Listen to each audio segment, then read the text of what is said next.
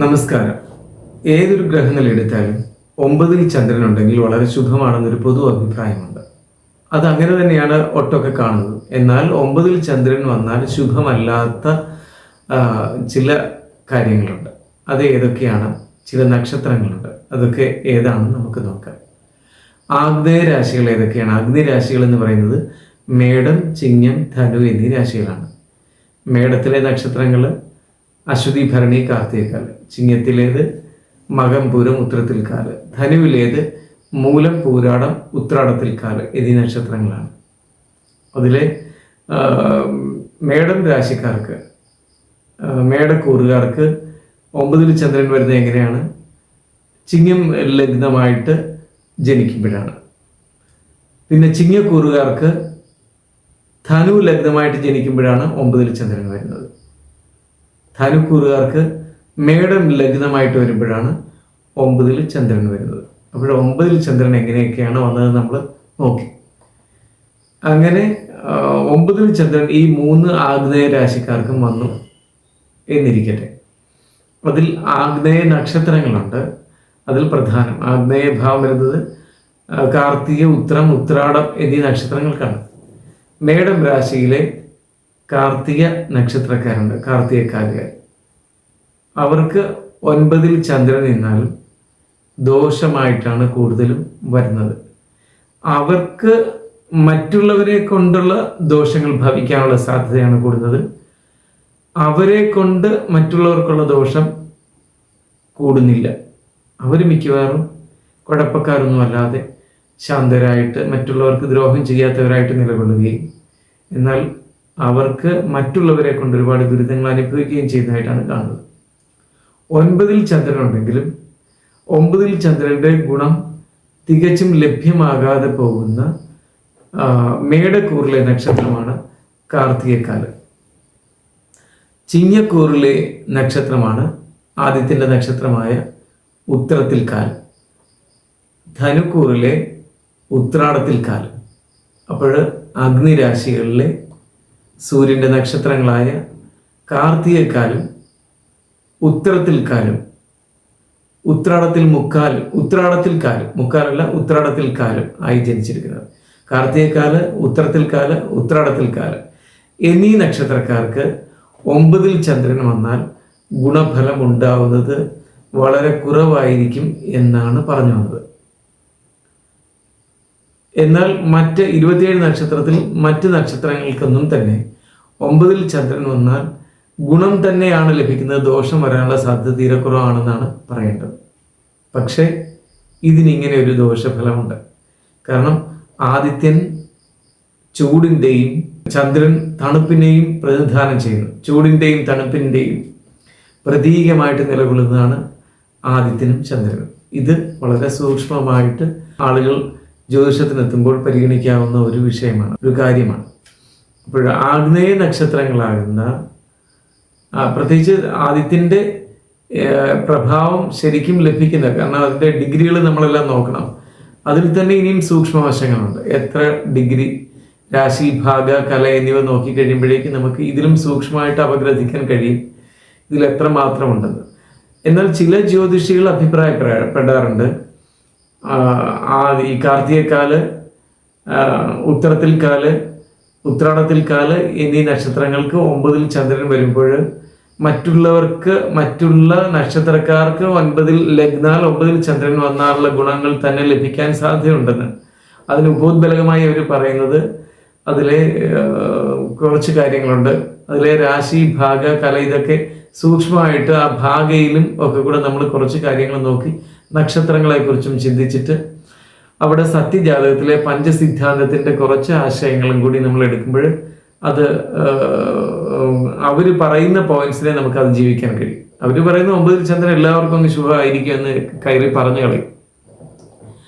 എന്നാൽ പഞ്ചസിദ്ധാന്തമൊക്കെ എടുത്ത് നമ്മൾ കുറച്ച് കൈകാര്യം ചെയ്യുമ്പോഴാണ് അതങ്ങനെ വരുന്നില്ല. ഇനിയും ഞാൻ പറഞ്ഞു വന്നത് കാർത്തികക്കാലാണെങ്കിലും ഉത്തരത്തിൽക്കാലാണെങ്കിലും ഉത്രാടത്തിൽക്കാലാണെങ്കിലും അതിലെ എത്ര ഡിഗ്രിയിലാണ് ഈ രാശികളുടെ എല്ലാം വരവ് വന്നിരിക്കുന്നത് എന്നുള്ളതും ചന്ദ്രൻ്റെ തീക്ഷ്ണത, സൂര്യൻ്റെ തീക്ഷ്ണത, ഇതെല്ലാം നമ്മൾ അളന്നിട്ട് വേണം പറയേണ്ടതെന്നുള്ളൊരു വശമുണ്ട്. അത് സത്യമാണ്. എങ്കിലും അത് നമ്മൾ ഓരോരുത്തരുടെയും ഗ്രഹനില കയ്യിൽ കിട്ടിക്കഴിയുമ്പോഴാണ് അതിനെക്കുറിച്ച് സൂക്ഷ്മമായിട്ട് പരിഗണിക്കുന്നത്. അപ്പോൾ 9-ൽ ചന്ദ്രൻ നിൽക്കുന്നവർക്ക് പൊതുവായ ഒരു ഗുണമുണ്ട്, എന്ന് വെച്ചാൽ അത് മനോഗുണമാണ്. ആരെയും വലുതായിട്ട് വഞ്ചിക്കാനുള്ള ഒരു സാധ്യത ഉണ്ടാകാറില്ല. പറ്റിക്കുക അവർക്ക് പറ്റുന്ന കാര്യമല്ല. എന്തെങ്കിലും അവർക്കൊരു കയ്യബദ്ധം പറ്റിയാൽ, ആരുടെയെങ്കിലും വാക്കുകൾ കേട്ട് ഹീനമായി പെരുമാറുകയോ പ്രവർത്തിക്കുകയോ ചെയ്താൽ ജീവിതകാലം മൊത്തം അവർക്ക് ദുഃഖമായിരിക്കും. അതിൽ നിന്ന് അവർക്ക് മോചനം ഉണ്ടാവുകയുമില്ല. അവർ വളരെ പശ്ചാത്താപ വിവേചരായ ജീവിതം മൊത്തം കഴിഞ്ഞുകൂടും. അങ്ങനെയാണ് കാണുന്നത്. പൊതുവെ 9-ൽ ചന്ദ്രൻ നിൽക്കുന്നവർക്കെല്ലാം ഈ ഗുണങ്ങളുണ്ട്. പിന്നെ 9-ൽ ചന്ദ്രന്റെ ശരിയായ ഫലം നമുക്ക് ലഭിക്കണമെങ്കിൽ ഏറ്റവും കുറഞ്ഞ പക്ഷബലം വേണം എന്നെങ്കിലും നമ്മൾ പറയാറുണ്ട്. പക്ഷെ 9-ൽ ചന്ദ്രൻ നിൽക്കുമ്പോൾ പക്ഷബലം പോലും ഇല്ല എങ്കിലും ഗുണം ലഭിക്കാൻ സാധ്യത ഉണ്ടോ എന്നുള്ളത് നോക്കാൻ നമ്മൾ രാശികളെ വളരെയേറെ ശക്തമായിട്ട് വിഘടിച്ചിട്ട് നോക്കുന്ന സമ്പ്രദായങ്ങൾ പരിഗണിക്കേണ്ടതുണ്ട്. അതിൽ നമ്മൾ ഈ ധ്രുവശാസ്ത്രം അനുസരിച്ചൊക്കെ നോക്കുമ്പോൾ 150 ഭാഗിച്ചിട്ട് നോക്കുന്ന സമ്പ്രദായങ്ങളുണ്ട്. അത് കുറച്ച് നമുക്ക് ഗുണം ചെയ്യും. ഷഷ്ടി അംശമെങ്കിലും എടുത്താൽ അത്രയും നന്നായി. മറ്റൊന്ന്, രാഹു നിൽക്കുന്ന രാശിയെക്കുറിച്ച് ചിന്തിക്കണം. ഇപ്പോൾ 9-ൽ ചന്ദ്രൻ ദോഷമായിട്ടാണോ ഗുണമായിട്ടാണോ വരുന്നത്, വന്നെങ്കിൽ എത്രമാത്രം ഗുണമുണ്ട് എത്രമാത്രം ദോഷമുണ്ട് എന്നുള്ളത് നമുക്ക് സൂക്ഷ്മമായിട്ട് അപഗ്രഥിക്കാൻ സാധിക്കും. കഴിഞ്ഞ ജന്മത്തിൻ്റെ പൂർവ്വജന്മത്തിൻ്റെ ഗ്രേസ് ലഭിച്ചിട്ടുണ്ടോ, അനുഗ്രഹം ലഭിച്ചിട്ടുണ്ടോ, പുണ്യകർമ്മങ്ങളുടെ ഫലം ഉണ്ടാകുന്നുണ്ടോ, പാപകർമ്മങ്ങളുടെ ഫലം ഉണ്ടാകുന്നുണ്ടോ. എല്ലാവർക്കും തന്നെ തൊട്ടു മുമ്പുള്ള ജന്മത്തിൽ പുണ്യകർമ്മങ്ങളുടെയും പാപകർമ്മങ്ങളുടെയും ഒരു ലിസ്റ്റ് കാണും. അതിൽ ഈ ജന്മത്തിൽ പുണ്യകർമ്മ ഫലമാണോ കൂടുതൽ ഫലിക്കുന്നത്, കഴിഞ്ഞ ജന്മങ്ങളുടെ 3-4 ജന്മങ്ങളുടെ നമ്മൾക്ക് എളുപ്പം പ്രകടമാകും. അതിൽ ചിലപ്പോൾ നമ്മൾ ചിലരുടെ പൂർവ്വജന്മം എടുത്തു നോക്കുമ്പോൾ തൊട്ട് മുമ്പുള്ള ജന്മത്തെക്കുറിച്ചായിരിക്കില്ല അറിയുന്നത്, അതിനു മുമ്പുള്ള ജന്മത്തിനെ കുറിച്ചായിരിക്കും അറിയുന്നത്. അത് ഗുണാധിക്യവും ദോഷാധിക്യവും അനുസരിച്ചിരിക്കും. അതിന് ഉപോദ്ബലകമായി നമ്മൾ ഇവിടെ ചിന്തിക്കേണ്ടത് അവിടെ ചന്ദ്രനെയും കൂടി നോക്കണം.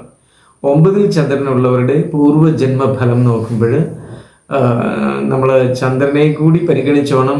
രാഹുവിൻ്റെയും കേതുവിൻ്റെയും രാശിയിലെ ഏതൊരു രാശിയിലെ നിൽപ്പാണോ അതിനെ പരിഗണിക്കുമ്പോൾ നമ്മൾ ചെയ്യേണ്ടത് അങ്ങനെയാണ്. രാഹു കേതുക്കളുടെ പ്രാധാന്യം അവിടെ ഉണ്ട്. എപ്പോഴും പുനർജന്മ ഫലം പൂർവ്വജന്മ ഫലം നിർണ്ണയിക്കുമ്പോൾ രാഹു കേതുക്കൾക്ക് വലിയ പ്രാധാന്യമുണ്ട്. കേതുവിനെ കൊണ്ടാണ് കൂടുതൽ പരിഹാരങ്ങൾ ചിന്തിക്കേണ്ടത് എന്നുള്ളതുകൊണ്ട്. രാഹുവിനെ കൊണ്ടുള്ള ദേവതകൾക്ക് പരിഹാരങ്ങളില്ല എന്നല്ല. എന്നാൽ അവിടെ 9-ലാണ് ചന്ദ്രനെങ്കിൽ ഒരാൾക്ക് ഒരു ഗ്രഹനില കൊണ്ടുവന്നു, ഒരാളുടെ ഗ്രഹനില ജ്യോതിഷിയുടെ സമീപത്തേക്ക് കൊണ്ടുവന്നു, അവർക്ക് പൂർവ്വജന്മ ഫലത്തെക്കുറിച്ച് അറിയണം. ഇപ്പം എൻ്റെ മുമ്പിലാണ് എത്തുന്നതെങ്കിൽ ചന്ദ്രൻ നിൽക്കുന്ന രാശിയും കൂടെ പരിഗണിക്കുന്നത് എങ്ങനെയാണെന്ന് വെച്ചാൽ 9-ൽ ചന്ദ്രനാണെങ്കിൽ നമ്മൾ വളരെ ശ്രദ്ധിച്ച് അതിനെ കുറച്ചൊന്ന് സൂക്ഷ്മമാക്കേണ്ടിയിരിക്കുന്നു. എങ്കിൽ അയാൾ എവിടെയാണ്, എത്ര കാലം ജനിച്ചിരുന്നു, ജാങ്കര ദേശത്താണോ അല്ലെങ്കിൽ മറ്റ് ദേശങ്ങളിലാണോ, അയാളുടെ തൊഴിൽ, അയാൾ കാണിച്ചിരുന്ന സ്വഭാവ വൈജാത്യങ്ങൾ, ഇതെല്ലാം നമുക്ക് സൂക്ഷ്മമായിട്ട് പറയാൻ സാധിക്കും. അപ്പോൾ 9-ലെ ചന്ദ്രനെ കൊണ്ട് നമ്മൾ ചിന്തിക്കുമ്പോൾ ഞാൻ ഇതുവരെ ഫലം പറഞ്ഞിട്ടുള്ളതിൽ ഈ 9-ൽ ചന്ദ്രൻ വന്നവർക്കെല്ലാം ഒരുപാട് ഗുണങ്ങളാണ് കണ്ടിട്ടുള്ളത്, ഒരുപാട് നന്മകൾ കണ്ടിട്ടുണ്ട്.